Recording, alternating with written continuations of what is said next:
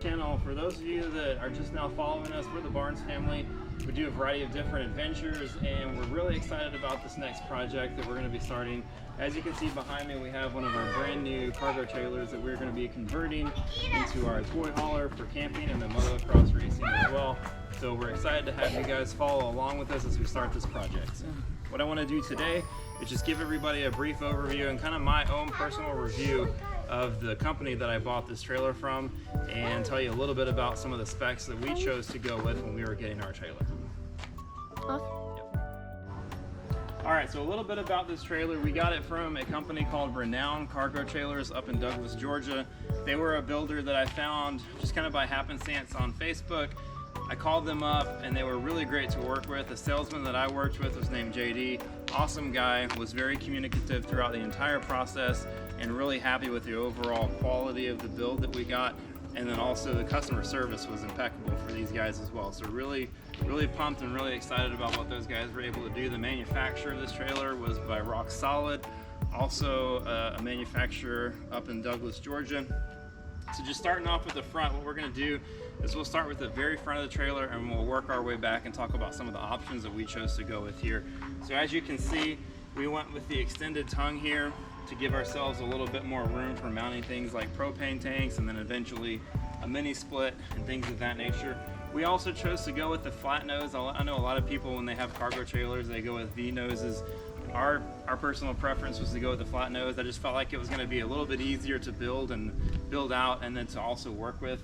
Flat versus angle, again, I feel like it's going to be a little bit easier to work with. Working our way this direction, you'll see that the door is quite a bit offset to the left when you're looking at the sidewall, and we'll talk about why that is here in a second when we get on the inside.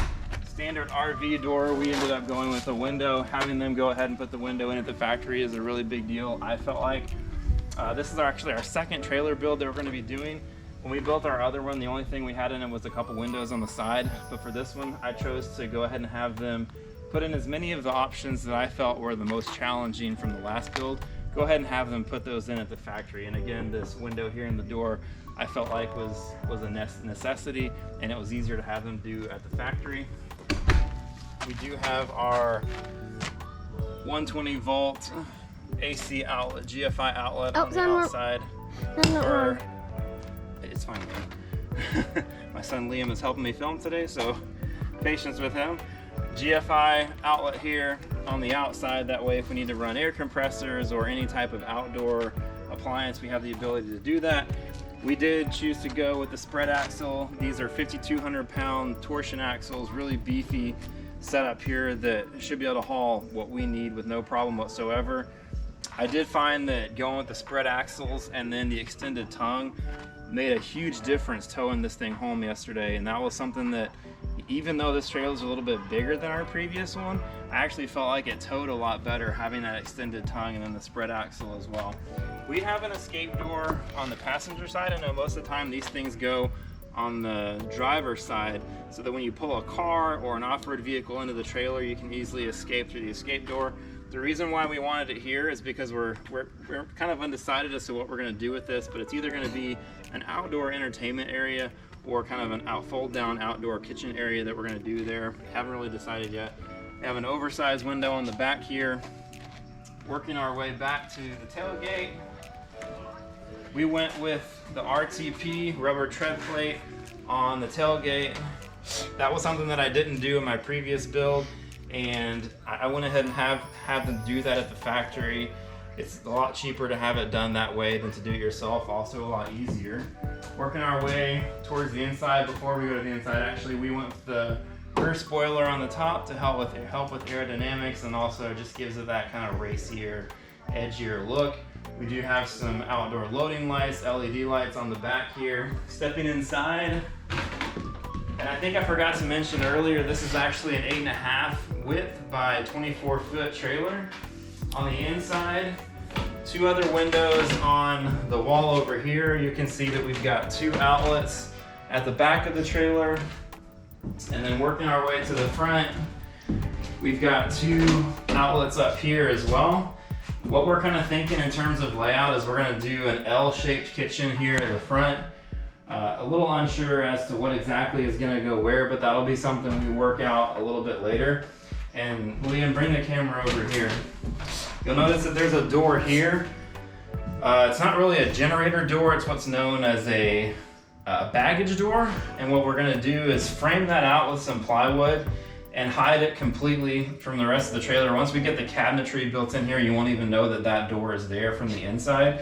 And my plan for that is to use that for a storage receptacle for things like your power cords, your water hoses, all those things that you don't really need on the inside of the trailer, but you do need typically at first when you pull up to your campsite. So that was kind of our vision there as to what that door is for. You'll also notice that down here there's a bunch of wires that are coming through the wall. What I had these guys do, because I'm going to be wiring up my own Victron off-grid solar setup as far as electrical goes. And so I just had them take all of the electrical conduit from the outlets and then also the 12-volt lights that were on the back. I had them bring all of that through and route it to this common hole there. That way, whenever I get ready to wire up the electrical components, which will definitely bring you guys along with us when that happens, it's a little easier to work with and I don't have to undo what they did at the shop. And then we do have some D-rings on the floor. I'm not really sure if we'll use those at all, because I'm more of a fan of E-track versus D-rings, so we're probably gonna end up mounting some E-track to the walls to haul the dirt bikes and that sort of thing. We have a partition wall in the front. That's why the door is offset so much to the left on the passenger side, is because of this area here. So I'll let Liam kind of poke the camera in and you guys can take a quick look at that. This is gonna be, I know it's dark, but this is gonna be our eventual bathroom area. It's gonna be quite the project building this entire thing out, but there is an outlet in the bathroom area as well. Again, had them bring that conduit all the way through and route it through that hole as well. But that's kind of an overview of the project. It's kind of what we have going ahead of us. We're excited to use this channel to kind of hopefully not only show you the process of how this works, but to maybe tutor some people that are looking to do this in the future as well. We're certainly not professionals in any of this stuff, but I do feel like through our last build we learned a lot, and we're hoping to mitigate some of those mistakes and boo-boos and errors that we did in our last build and not do that in this one. But we're excited to have everybody along. Hopefully you'll subscribe to the channel and watch the build as we go through the process. See you guys next time. Hey, sorry about the darkness in the bathroom area earlier. That was my fault. I didn't realize that at the end of the day it'd be so dark. But this is kind of what the bathroom area is going to look like. Just kind of a blank slate, and we're obviously in the process of moving stuff in here right now, but I think you kind of get an idea of what the space is going to look like. It's about, from what I understand, it's about 4 feet in depth, and then obviously runs the length of the width of the trailer. So, but yeah, that's the bathroom area eventually. Looking forward to building it out. Again, thanks for watching, everybody. Talk to you again soon.